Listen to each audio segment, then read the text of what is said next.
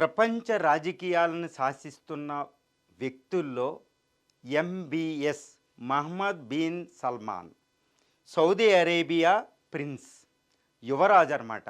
రాజు ఉన్న ఆయన మంచానికే పరిమితం. సౌదీ అరేబియాని ఏకఛత్రాధిపత్యంగా ఏలుతున్నది మహమ్మద్ బిన్ సల్మాన్.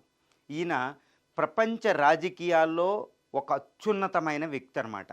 ఈయన కోసం తెలుసుకోవాల్సిన అవసరం ఉంది. ఈయనతోనే భారత సంబంధాలు ఉన్నాయి. ఈయనే పాకిస్తాన్ అణిచిపెట్టిన వ్యక్తి కూడా ఈ యుద్ధ సమయంలో.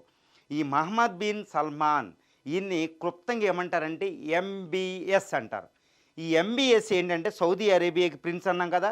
అసలు సౌదీ అరేబియా పాత్ర ఏంటంటే ప్రపంచంలో ఆయిల్ సూపర్ పవర్ అంటారు.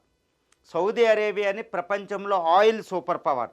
ఇది ప్రపంచ పెట్రోలియంలో 3వ స్థానంలో ఉంది. ప్రపంచ పెట్రోల్ నిల్వల్లో గ్యాస్ రిజర్వ్స్లో 6వ స్థానంలో ఉంది. కానీ ప్రపంచ పెట్రోలియం గ్యాస్ ఉత్పత్తిలో మొట్టమొదటి స్థానంలో ఉంటుంది. రష్యాను కూడా మించి, అమెరికాను కూడా మించి ఉంటుంది.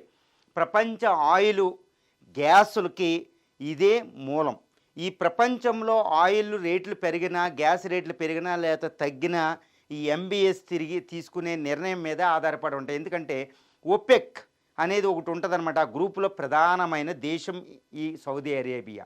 ఈ ఒపెక్ అంటే oil producing economic exporting countries అంటారు. అందులో సౌదీ అరేబియా ఏ నిర్ణయం తీసుకుంటే అదే ఉంటుంది.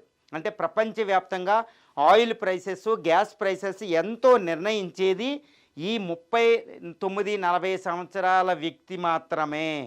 అంటే ప్రపంచంలో ఈయన పాత్ర మీకు అర్థమైపోతుంది కదా. ఈయన కోసం ఈరోజు ట్రంప్ అక్కడికి వెళ్ళారు. చైనా వెంపరబడుతుంది. ప్రధానమంత్రి గారు పహల్గామ్ అటాక్ జరిగే సమయంలో ఉన్నది సౌదీ అరేబియాలోనే. ప్రపంచంలో ప్రతి పవర్ అక్కడికి వెళ్తుంది. ముఖ్యంగా ఇండియాకి సంబంధిస్తే ఇండియా ఆయిల్ని ఎక్కువగా దిగుమతి చేసుకునే దేశాల్లో దిగుమతిదారు సౌదీ అరేబియా. మనకి ఎగుమతి చేస్తూ ఉంటుంది అనమాట. గ్యాస్ని తెచ్చుకుంటాం. భారతదేశంలో సుమారు 1/5 వంతు 20% పెట్రోలియం ఈ దేశం నుంచి వస్తుంది. మనకు అమ్ముతూ ఉంటుంది అనమాట భారతదేశంలో ఆయిల్. ఇంతటి ఎకానమీ. ఈ సౌదీ అరేబియా అనేది G20 ఎకానమీస్లో ఒకటి ఉంది. ఈయన కేవలం 40 సంవత్సరాల వయసు. అంటే వచ్చే 3-4 దశాబ్దాల పాటు ప్రపంచ గతిని మార్చే నాయకుల్లో ఈ ఎంబీఎస్ ఒక్క ఆయన అనమాట. ఈ సౌదీ అరేబియా. సౌదీ అరేబియాలో ఒక్కరెవరు కూడా ఉండదు, ఒక్క నది కూడా లేదు. కానీ ప్రపంచంలో 12వ పెద్ద దేశం. కేవలం పాపులేషన్ 3.5 కోట్ల మందే. పెద్ద దేశమేమి కాదు. ఈయన ఎంబీఎస్ ఏంటంటే సున్నీ దేశం అనమాట. సౌదీ అరేబియా అనేది చాలా ఇస్లామిక్ వరల్డ్లో చాలా ముఖ్యమైన దేశం.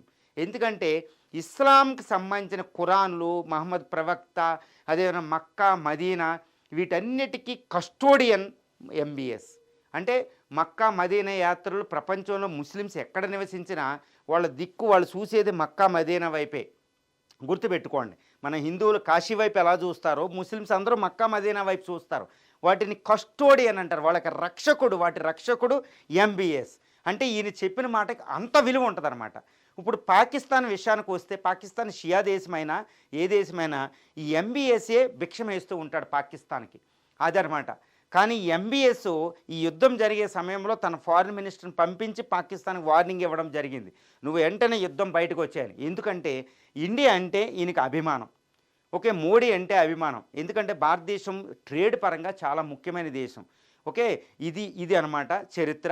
కానీ ఇక్కడ జరిగేది ఏంటంటే ఈయన ఇస్లామిక్ వరల్డ్కి రక్షకుడైన, మక్కా మదీనాకి రక్షకుడైన ఈయన వచ్చిన తర్వాత సౌదీ అరేబియాని ఏం చేస్తున్నాడు అంటే వాళ్ళ ఎకానమీలో 60% ఆయిల్ మీద డిపెండ్ అయ్యి ఉంటారు. అక్కడ ట్యాక్స్లు ఉండవు, మనకిలాగా ట్యాక్స్లో ఏమీ ఉండవు. ఆయిల్ అమ్మిన డబ్బులతో అన్నీ ఉంటాయి అక్కడ. ఇదనమాట. ఈయన ఏం చేస్తున్నాడంటే ఆయిల్ మీద ఎక్కువ డిపెండ్ అవుతే కుదరదు, సోలార్ ఎనర్జీ, గ్లోబల్ వార్మింగ్ వచ్చిందని ఇప్పుడు టూరిజం అవి డెవలప్ చేస్తున్నాడు. సౌదీ అరేబియా విజన్ 2030 పెట్టి అది చాలా మార్పు తేబోతుంది. 2 ఉమెన్స్కి రైట్స్ ఇచ్చాడు.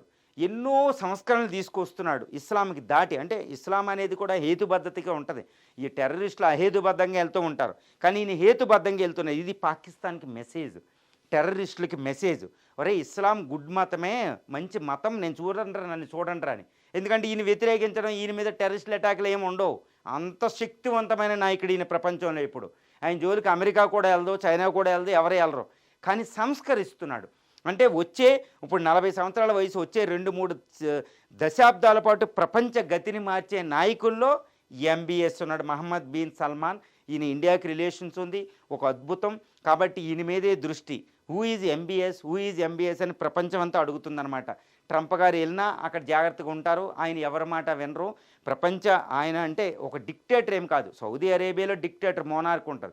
కానీ ప్రపంచంలోకి ఎలా ఉన్నా భారతదేశం ఈ విషయాల్లో మాత్రం మంచి నాయకుడేనే మనం చెప్పుకోవచ్చు ఈ ఎంబీఎస్ గారిని.